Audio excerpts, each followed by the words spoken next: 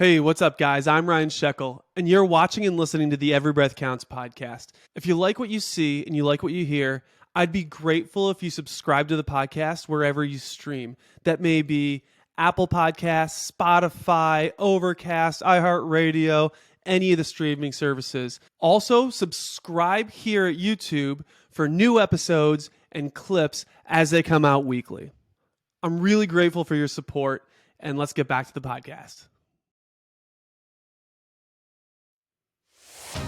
Welcome to the Every Breath Counts podcast. I'm Ryan Shekel, health enthusiast, amateur ultra runner, and award-winning business consultant. And each week, I interview experts and leaders about their stories and strategies on how to optimize your mind, your body, your career, and your life so that you can make every breath count. Thank you for investing your time in the show and yourself. Now let's get started. Tom Hiller said, external actions are evidence of internal beliefs. Our deeds are what show our creeds. And Howard Zinn wrote, small acts, when multiplied by millions of people, can transform the world. The COVID pandemic has hindered the global community. So to understand how best we can recover, I invited Storm Cunningham to be a guest on this week's episode. Storm is among the world leaders and written multiple books about community revitalization. The COVID pandemic has hindered the global community. So to best understand how we can recover and rebuild, I invited Storm Cunningham to be a guest on this week's episode of the podcast. Storm is among the world leaders and written multiple books about community revitalization. Storm and I discuss many aspects of revitalization, including climate change, infrastructure, and geopolitics. Storm shares some great examples of cities that were in disarray that made remarkable changes. It's an important conversation that we could draw parallels to regardless of which issues are affecting any community. Storm shares the exact strategy that successful communities use, as well as how individuals, businesses, and politicians all play a vital role in revitalization efforts. If you've ever wondered what it takes to rebuild, this episode is for you.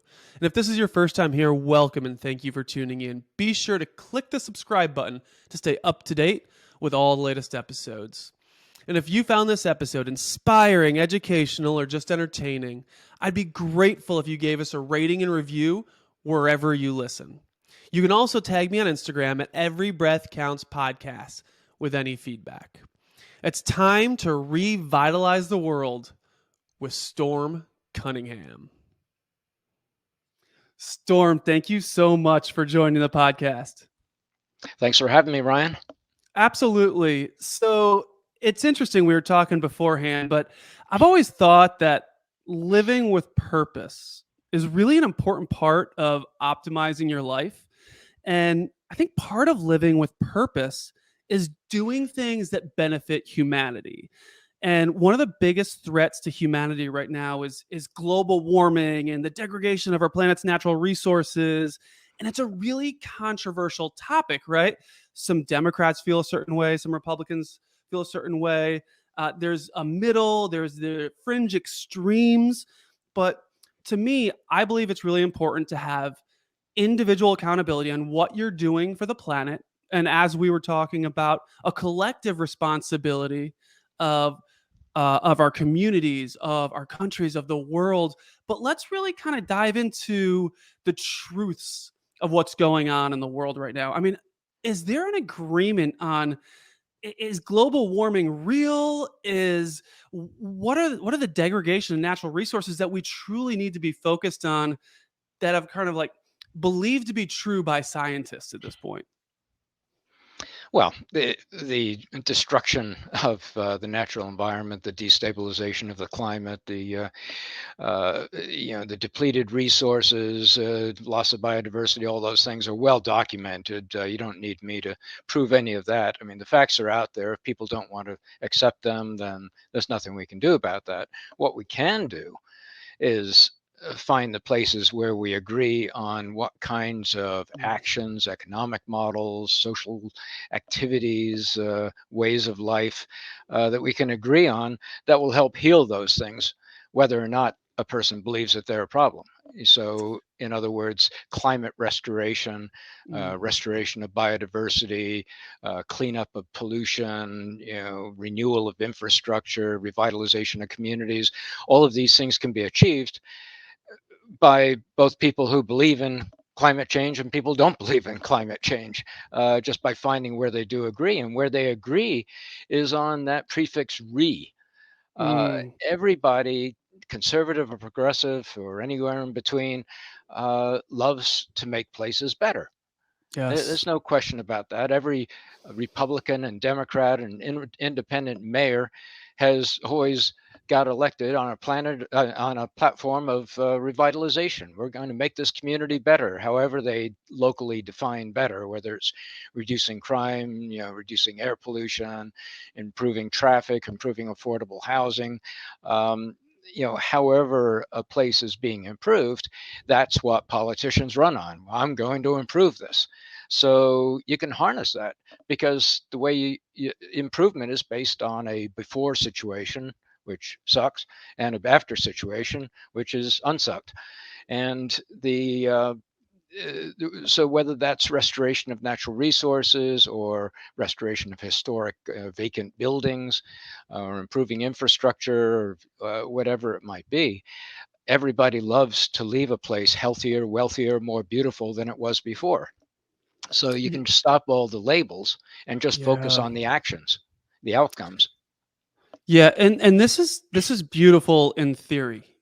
This idea, and you're right that the platform that politicians run on is always this re-platform, and you see it at every level, at the local level, at the presidential level.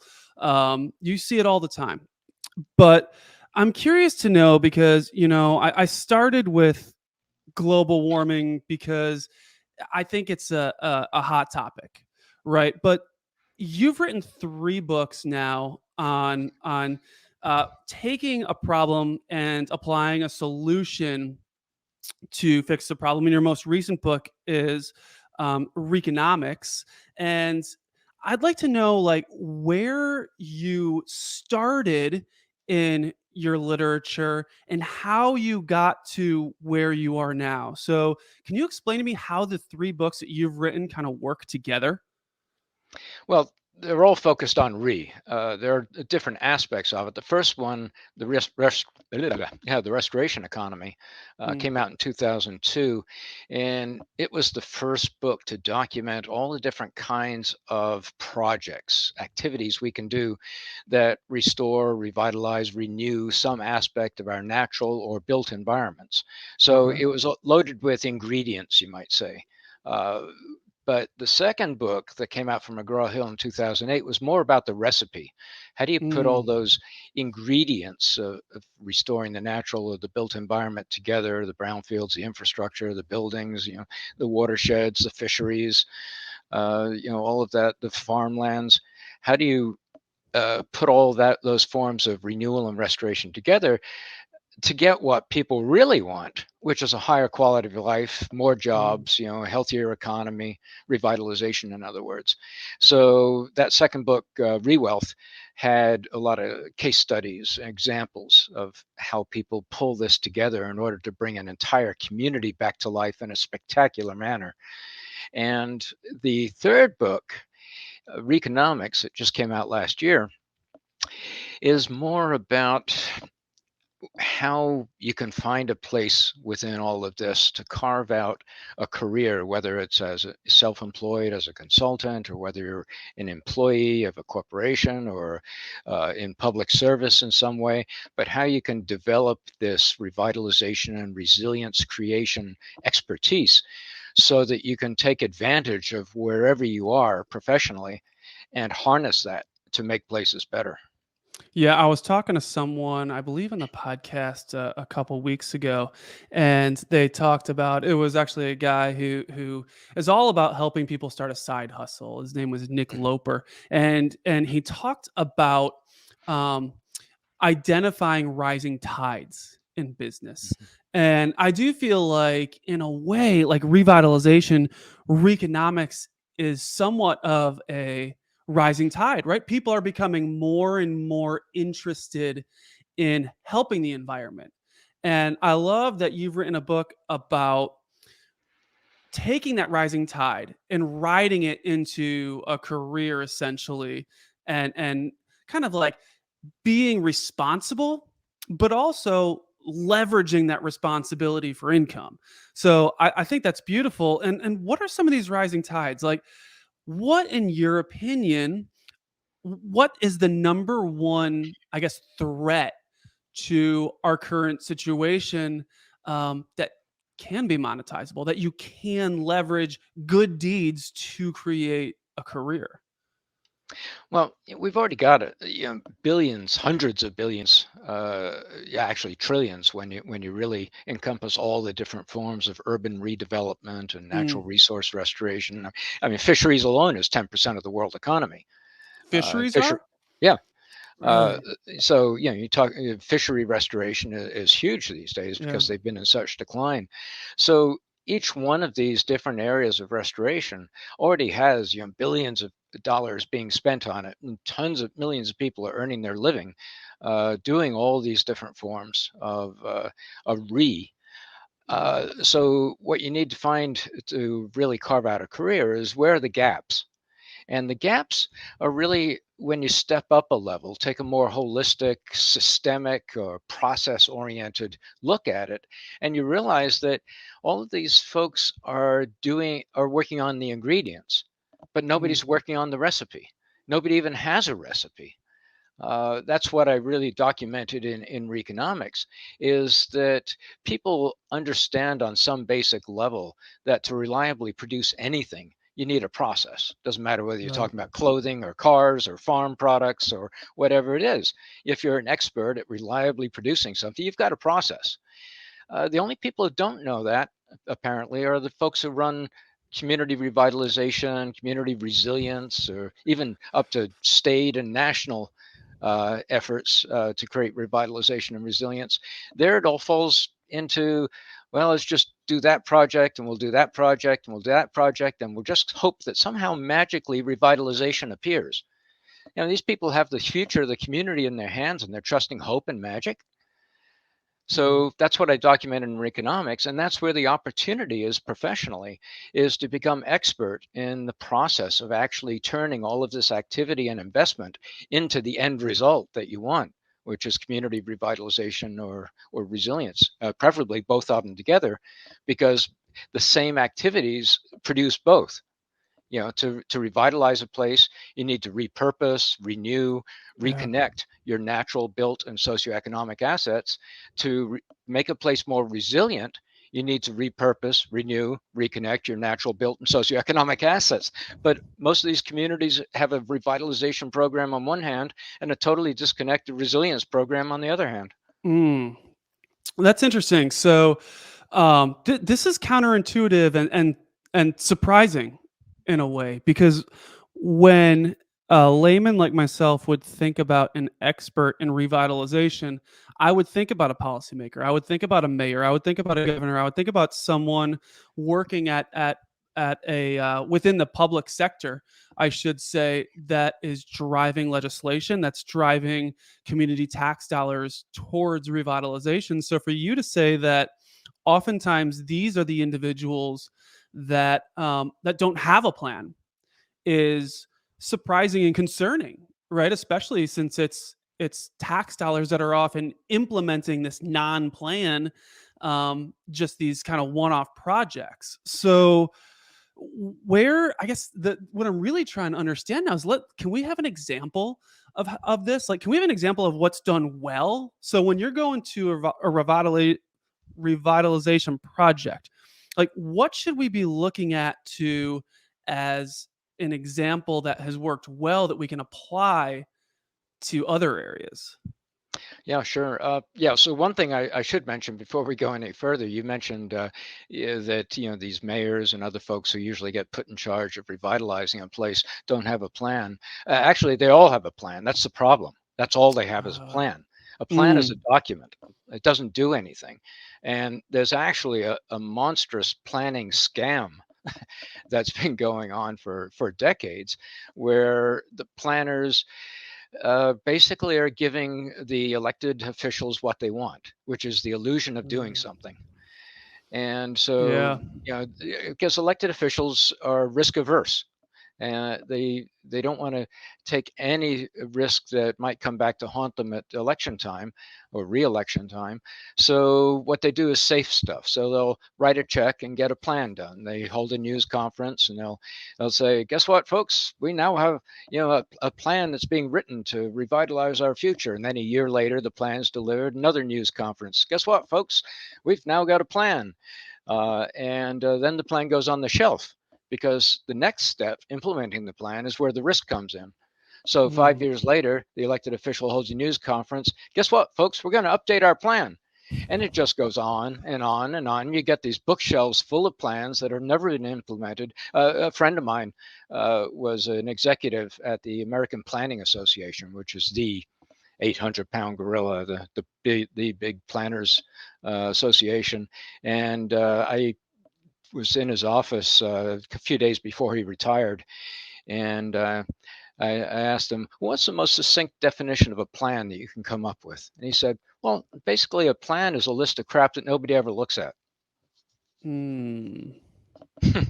So how do you create a plan that's not just a plan? How do you create action, and or is it more strategic? Is what's what's missing in this plan? And I think you're absolutely right. And you see it in politics all the time. And I know you're not like a political commentator, but why why is there this risk aversion? I mean, I know it's about being reelected, but wouldn't you think that a plan that's executed that works is better than just lip service about doing something and spending money to make it appear as though you're doing something? A plan is actually more usually an obstacle to achievement.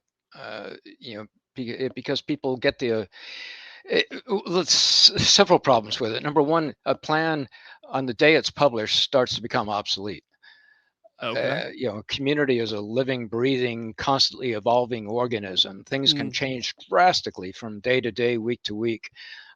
So basing your future on something that's becoming obsolete with every passing second is not a good idea. Um, the places that revitalize are the ones that understand that you need to have a process, and the process is simple enough. Uh, you got to start with an ongoing program. You create an Okay. ongoing program, because you can't revitalize a place through a bunch of stop, start projects. You got to gather momentum. You got to inspire confidence in the future of the place. That's the single most important achievement, Mm. is increasing the confidence in the future of the place, because that'll stop the hemorrhaging of employers and investors and residents who are leaving the town because they've lost faith in its future. And as soon as that confidence starts changing and becoming greater, you start attracting residents and investors and employers, and it becomes a positive feedback loop. The more of those you attract, the more revitalization you get, the more confidence you get, the more residents and employers and investors you get, and it just keeps on spinning. And you look at places like Chattanooga, Tennessee, is probably the greatest turnaround story on the planet, or at least in the United States, in terms of a city that was absolutely at death's door. Back in the 70s, Walter Cronkite, you might be too young to remember him, but Walter Cronkite, at the time the most famous news announcer in America, Mhm. announced on national TV that Chattanooga was the filthiest city in America. Wow. And 2 decades later, Chattanooga was the revitalization poster child. Everybody, when I first visited, there was a delegation of community leaders from Vietnam who had flown over specifically to walk the streets of Chattanooga to see this revitalization miracle, and Yeah. they did it without a plan. They Chattanooga's amazing. It's a beautiful city, and I've been a number of times. I was telling you that I lived in Atlanta, Georgia, for a while, Mhm. and it was one of my favorite places to go. And we went in the early 2000s is when we really started going, and the downtown is immaculately clean. It's Mhm. beautiful. It's pristine. The restaurants are amazing. Everyone seems happy and engaged. It's like it feels as though there's like an optimism and a zest for life just within that city. And to hear that it was in such poor condition in the 70s is, I guess, not completely surprising, but it does show that there's hope. There is hope for other cities. So, yeah, so what specifically did they do? Because what I'm thinking of when I hear this optimism that you're talking about, this hope, is when you think about political elections, like presidential elections, all you hear from the challenging or the president that's competing with the person who's already in office is, make America great again, or hope and change. It's always like a negative connotation to where we currently are. So do we have to flip that? I mean, is that what you're saying, that we have to have this hope, we have to have this optimism about possibility? Um, this false hope, this false optimism. There's a lot of it is based on slogans and marketing. But real hope, real optimism, comes from achievement, and they're Mm, just simple productive activity, not from rally meetings and all this rah rah stuff. So, what happened in Chattanooga? I mean, back in the 70s, they were at each other's throats. Rich and poor were totally divided, black and white. I mean, crime was through the roof. They were losing 5,000 jobs a year. You had to drive with your headlights on in the middle of the day. The air quality was so bad. It was a hellhole. And but once Walter Cronkite made that announcement, they had a common enemy. They mm, said, we have to clean up our air, and they yeah. took that on as a challenge, and they actually became the EPA's first Clean Air Award winner. And what happened there was that they realized, through working to clean up their air, that they could actually cooperate with each other. And they said, Ah, wow, now that we're together, now that we know how to work together, let's keep this going. Let's turn this into a whole community revitalization initiative. Let's revitalize our waterfront, which was just a derelict industrial site. You look great for you when you were there with the aquarium and all the oh yeah. walkways and the Riverside Park and the trail and all that. None of that was there back then. It was just an ugly industrial wasteland. And but what they did, and again, without a plan, they created an ongoing organization to create a vision, which is the second step. You get your ongoing program, and first job is to create a shared vision of what you want in the future. The next Okay. step, and next step, and you put your finger on it earlier when you mentioned strategic. Uh, Tons of communities have visions. In fact, I've been in communities that have a dozen competing visions, which basically means they have no shared vision. That's So you need one organization, one program that can bring everybody together to come up with a shared vision. You get a strategy to achieve that vision. That's something most communities forget about. Everybody uses the word strategy. Very few people actually know what a strategy is. And then you start working on your policies. Make sure your local policies are supporting your strategy and vision, or at least not undermining it. And then you start putting together your partnerships, bring together all the people with the resources and the knowledge and the land and everything you need to actually make projects happen. Projects are the last step of that process. So you got program, vision, strategy, policies, partnerships, and projects. So you've got to have the projects at the end, because if you don't actually do anything, you're not going to get that feeling of hope and optimism that comes from actually being able to point to a property and say, wow, look at that. Look how that came back to life. So this is a pretty, it seems as though this is a pretty universal kind of framework, whether it's a community, a small community, whether it's a company, whether it's a country, whether it's an ecology at some point as well, right? Like, it seems as though you've uncovered or articulated or decoded a framework for revitalization, and that's what your book ReEconomics truly is. And one of the things that I love about this framework is you talk about having that vision, and you talked about Chattanooga saying, well, we're going to have this this revitalized waterfront, right? And it's going to be clean, and we're going to have clean air. Well, that's your vision, and what they essentially were able to do was to reverse engineer the actual city from their vision. So they set out this timeline in the future, and they said, in 30 years, 20 years, whatever it may be, this is what we want. Well, how do we get there? How do we get to this goal, this long-term vision? And then they started to work backwards. And I think what it sounds like you're saying that is, if an elected official starts with a plan, they're starting at where they are, and then they're working forwards. Is that right? Like, should we be thinking more about, when we're revitalizing anything, thinking about the long-term goal and reverse engineering it? And is that the difference than the plan? Well, the plan, there are a number of problems with it. One is that it gives you the illusion of progress, but the other is Mm, that it takes your attention away from action. And you okay. spend so much time studying the plan that you're not actually doing anything. And like I said, Chattanooga didn't have a plan. What they did was they were masters at putting together partnerships. And the way they Mm, did it was by putting together, again, through this central ongoing program, which they call Chattanooga Venture. They put together task teams, but they were really smart at the way they put together these task teams, because most task teams are put together by whoever's got time on their hands. That's who okay. you stick on the task team. You got nothing better to do. Hey, you're on the task team.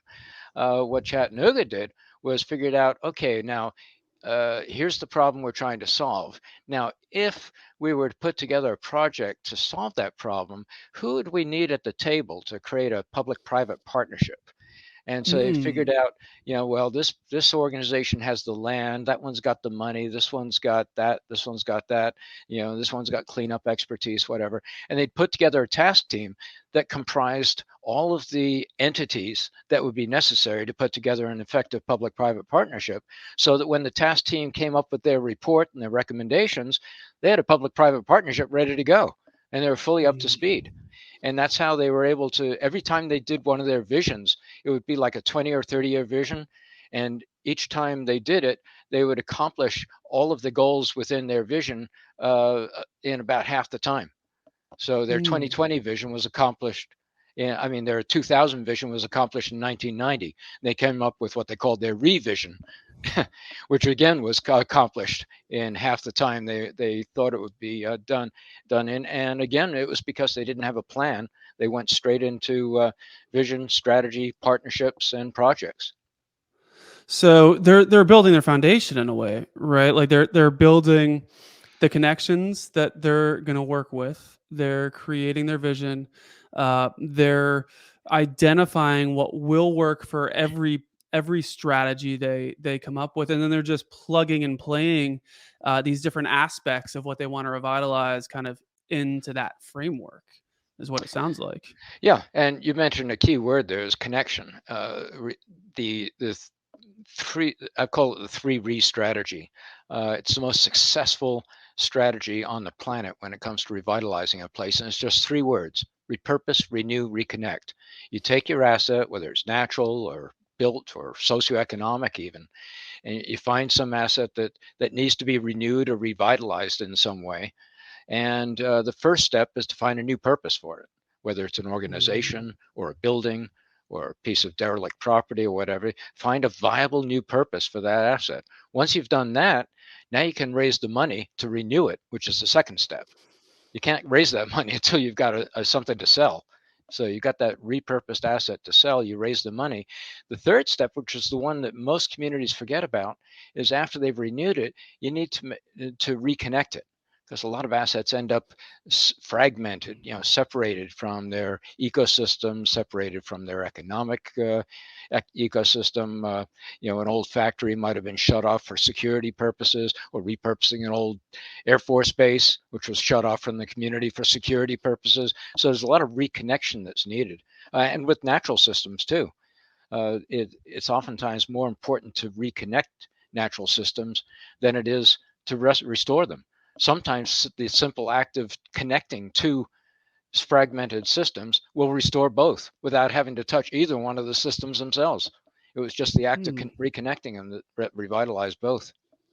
That's interesting. What responsibility do we have at the individual level within this framework? I mean, if someone's listening to this and they say, I want to be a part of the revitalization of my city, of my town, of my community. What can I do? How do I influence positive change towards the revitalization of my community? Most important thing is to understand that process I was talking about, because the good news is that most communities have several of those elements of that process in place already, because it is very Mm, much common sense. It's intuitive. People know the deep down that you need to have a process. So the problem is that a process that's missing a key element is not a process. It won't work if it's missing a key element. So what okay. I described, the program, vision, strategy, policies, partnerships, and projects, that's your minimum viable process. It doesn't work if one of those is missing. You can add to it, but you can't take away. So if you're Mm, legally obligated to have a plan, sure, you can add a plan to it as long as you add it to the right place, right part of that process. But you can't take away from it. And the secret sauce is that each one of those elements has to be regenerative in nature. You can't just have any old project or any old policy. You have to have regenerative policies, of regenerative strategy, regenerative projects. And so the opportunity for people to help their own community is, if once they learn that process, now they can go in and do a gap analysis. They could take a look at their community and say, okay, well, let's see, we do have an ongoing organization here that's dedicated to revitalizing the community. So check off the first one. They have come up with a vision. Check off the second one. Whoops, we're missing a strategy. mm, Whoops, we haven't done any work on our policies. Okay, well, we do have some partnerships and we do have some projects. So focus in on those two missing things, get a strategy and the policies, and now they've got a complete process. So, you can add tremendous value to your community, because all the money is really in the projects. The process yeah, stuff is pretty much free. So makes sense. Yeah. basically, what you're doing by completing the process is you'll be doubling or tripling the ROI on all those expensive projects that are being done. How do you prioritize the products, or not the products, the projects? Because if you have a strategy, I would imagine there's a lot of projects that would be considered, especially on like a 20 to 30-year plan. So, and I think this is where there's a lot of disconnect in terms of, aisles of the political spectrum. Is where do you prioritize funding? So, how can someone, or how can a community look at their projects and say, these are what we need to fund immediately? These can be further down the road. How should we be thinking about this prioritization? Well, a lot of that can come out of the vision if the vision is defined properly. I mean, a vision basically is a cohesive set of goals. So within that vision, and it's not just a daydream, it's a cohesive set of goals so you can see exactly what you're trying to accomplish. Mm, And your strategy, sole purpose of a strategy is to achieve success. So the right. focus of a strategy is to identify the key obstacles to achieving your vision and figure out how to get around those obstacles. Okay. So so maybe your chief obstacle is you don't have any money. So you come up with a strategy that will achieve your vision without money. It can be done. It's just the strategy is really the heart of it. It's where the real magic is, because this, like I said, the sole function of a strategy is to achieve success. So everything really is going to revolve around the strategy, which is based on the vision. So those two have got to be really, really well defined by somebody who really understands what a vision and a strategy are. And then if everything ensues from that vision and strategy, you don't have to worry about, is this the right project at the right time, because they're being driven by that cohesive set of goals in the vision, and they're being driven by a strategy that is taking the current obstacles, the current environment into account, and figuring out how to achieve things despite crime, despite political corruption, despite air pollution, despite lack of money, whatever the obstacles might be. It sounds like the way you're describing this, it sounds like leadership is of the utmost importance when you're revitalizing. Even if you're going to use this as an analogy to business, um, it sounds like the person in charge of the vision is so important to make sure that you're not using a plan, that you have a strong vision. But how can we, as let's just say voters for a community at this point, how can we be sure that who we're electing is a visionary and not someone interested in just creating projects or being a planner? Eh, I wouldn't put too much effort into that because the political Really? process is so broken in this country. It's so money driven that your good intentions for getting a visionary leader can so easily be undercut by big money interests. It's really not worth fighting that fight.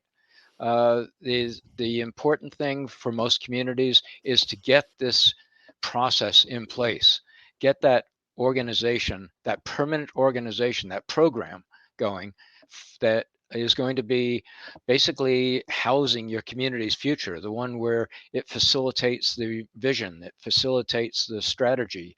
That organization should not be driven by the local elected leader, because that means that if there's a change of administration, your revitalization program is dead. So the key that I found in most communities is, create this revitalization organization, get all the stakeholders together there, give the elected leader credit for whatever is accomplished, whether or Mhm. not they had anything to do with it. And that'll keep the elected leader inside your tent. And and eventually, if they get enough credit from you, you'll build up a good relationship with them, and you'll start getting their support. And so it's good to have the political support, but you don't want to be dependent on your elected leaders. This is an interesting idea. That's surprising and a little bit different than I would have expected. So, would you then suggest that this is a business's responsibility, or someone within the private sector? I mean, so if for me, I live in a small town, a small rural town outside of Rochester, New York, and it's a beautiful town with amazing people. But the downtown, we see some buildings turn over. It's nice, but there's so much more potential than what it currently is. So for someone like myself that would say, "Hey, I want to get involved and help revitalize my town," without running for mayor, I just want to do it at the individual level. Where should I start that process? What is the beginning of creating this framework, this strategy, this vision? Well, the ongoing program could be housed pretty much anywhere. The key word is trust. Okay. So, yeah, in exceptional circumstances, that might be a business. Most likely, it would be a small town. And I should mention too what I was saying before about not putting too much attention on the electoral processes. The smaller the town is, the more you can ignore that advice. Okay. Because the smaller the town is, the more there's a one-on-one relationship between the voters and the person running for office. Sure. So they know whether or not the person is trustworthy. Yeah. It's only when you get into the larger entities that the money starts to take over. Mhm. Um, but even then, you don't want to be too dependent on that elected leader. So this ongoing revitalization resilience program could be housed in a community foundation. You could start a brand new nonprofit. But the key is that it has to be, if you're going to start it fresh, then you need to pull together some people who are trusted by the community. To behind that word is the most important thing, trust. Yeah. Leadership is important, but I just did a whole series of three episode series of videos on the subject of cooperation and what form of leadership is best to create community cooperation. Mm. Because cooperation amongst the community is one of the absolute key elements of a successful long-term revitalization program, like we saw in Chattanooga. They got everybody, rich, poor, black, white, brown, business, nonprofit, foundations, everybody was working together through this Chattanooga Venture Organization, which is a nonprofit public-private partnership. And so cooperation is the key. But what I was exploring in this 3-part video series, which I've got posted on our Patreon site as part of our continuing education program at ReEconomics.org, is that the leadership that evokes that necessary cooperation can be almost any sort. And I spent one whole video on a suburb of Liverpool, England, which revitalized itself against incredible odds. They had the entire city council against them, trying to undercut them for literally 2 decades. And they were working against their own elected leaders for 2 decades, and they ended up being the greatest revitalization success story in Great Britain. Celebrated from the leaders were invited to 10 Downing Street, and they hang out with Prince Charles and all that. It's incredible, but it was all done by one visionary, charismatic leader. Who finally got all these people working together and cooperating. The Chattanooga story is the opposite. There was no visionary, charismatic leader. It was just a local foundation that says, "Hey, look, if you want to put together an ongoing revitalization program, we'll give you some initial funding." That was it. What were the cores? What were the consistencies between the two? Like, whether it was leadership or not, how did both cities bring people together? Because I think that's hard in this day and age to have a common cause. Yeah, both of them, whether it was the distributed leadership of Chattanooga or the charismatic individual of the Eldonian neighborhood in Liverpool, it was all focused on the fact that they had a vision. They brought everybody together to to create a shared vision, and that's what evoked the cooperation. So it was the And shared vision. yeah, that's the starting point. You've got to, like I said, you normally start with the ongoing program so that you've got a house for that vision. That vision has to be protected in some way. So it's good to have a local organization that's trusted that can facilitate the vision and house it separate from the government. But after that, everything is driven from the vision. Mm. Storm, this is really interesting. I wanna try to apply the principles that you've articulated to what seems to be one of the biggest issues that we've faced in a long time in terms of the COVID pandemic. And if you were to create a not for profit, if you were to win an elected position, whatever it may be that put you in a leadership position to tackle the revitalization from COVID-19 in the United States, how would you start to think about this? I mean, we're so pulled apart and divided right now that I'm curious, someone with your expertise, how would you start to approach a shared vision for the country? Let's start one step down from that. Let's take it from the state level. You're in New York State, Yeah. so you know, which is a great example because former Governor Cuomo put together his downtown revitalization initiative, which is the most successful community revitalization initiative in the United States, driven by a state. And Kathy Hochul has continued it and seems to even be accelerating it to some degree. And the key thing there is that they're encouraging communities to come up with a vision for their future and show how they're going to accomplish that vision. And if they come up with a presentation, kind of like Shark Tank, if they come up with a presentation that inspires confidence that they can actually achieve that vision, they get $10 million to revitalize their downtown. It's a wonderful program. It's got one weakness, is that the state has been assuming that these folks know how to spend the money right. They're Mm, assuming that they understand that they have a process for actually applying that $10 million to get the maximum amount of revitalization out of it. And some mm, of them have wasted the money horrendously. They're outright failures. They just throw it all into one project. They forget about the whole revitalization program thing, and they just say, "Oh, yeah, if we just have this one project done, that'll revitalize us." And projects almost never revitalize a place. right. Every once in a while, you might luck into one, the right project at the right time. But the if I were governor, uh, I would encourage them to work on. They've got a really good, strong base there with this downtown revitalization program. If they would just add a process element, a training and education element to it, which would cost almost nothing, um, and get people up to speed on what a reliable process for producing revitalization is, man, that $10 million could go so much further. Mm. Yeah, so what would you have them do to create that process? And would it be something that, I mean, do you feel like that's something that can be driven at the local level, or does it have to be something a little bit more universal that's kind of sent down from the state, Oh or yeah, the what? state could certainly provide the template. I mean, it's up to the Mm, community to figure out how to apply that template to their particular dreams, their particular obstacles, problems, and all that sort of stuff.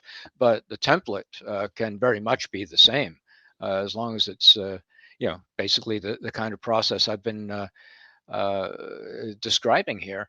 If they just provide that to them and help them understand why it works, then then the community can run with it from there. So it's not the state telling them how to spend their money. It's just saying, look, here's the template you can plug that money into, so you can come up with your own shared vision. You can come up with your own ideal strategy for your particular obstacles and needs, and create your own projects. so then you would just kind of project that out to the national level then, if you had Yeah, a yeah. larger If you platform, is you would almost kind of let the states identify strategies and processes, or well, you would identify the process and the framework, but you would want the states to pitch to the national level what they deem is going to be uh, the best revitalization efforts at their level. I mean, is Yeah, that what that sounds like? you'd probably let some organization like some agency like HUD do it.